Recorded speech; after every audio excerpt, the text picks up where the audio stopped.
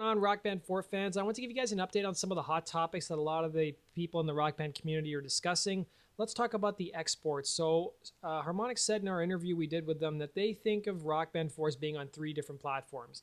SCEA, which is Sony in North America, SCEE, which is Sony in Europe, and then the Xbox One. They've said that each one of these regions or consoles has their own content submission guidelines and standards, and that's what's really making the exports take longer than they really should.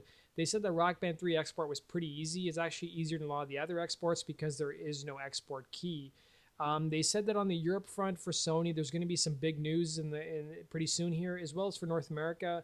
In regards to the Xbox One and AC/DC, they're still sorting that out, but they don't really have any new updates on that. In the fall update, Harmonix has said that this big fall update they've teased is basically going to be like their World of Warcraft expansion. They said they don't want to reveal too much on Reddit because they're going to have some video assets that are going to launch alongside the announcement. They're going to have some press outlets, probably like IGN, who are going to cover this announcement, and they're going to have an event plan for whatever events are happening around it, such as PAX and E3. And so once the announcement is actually made, they're going to be willing to talk more about it and give the community some nitty-gritty details about this new fall update that's coming out.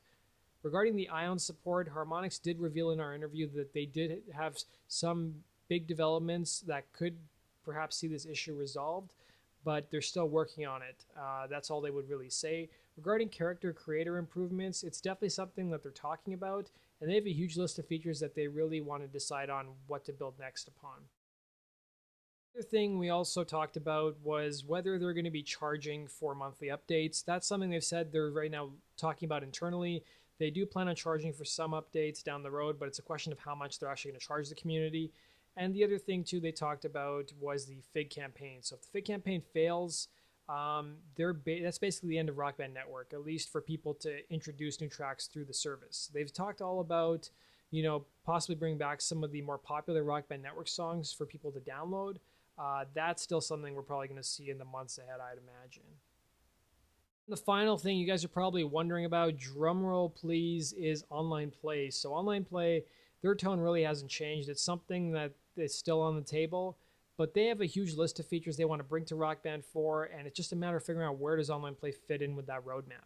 And a lot of the data they've gotten from looking at the stats of people playing Rock Band 3 and all the way back to Rock Band 1, as well as the survey we did for the online play, and even the first survey we did really showed that online play wasn't on a lot of people's priority list when it came to the new generation of Rock Band. And that's basically all we have for updates. So I hope you guys enjoyed that. Let me know your thoughts, comment below. And as always, guys, make sure you subscribe for the latest rhythm gaming news. Take care.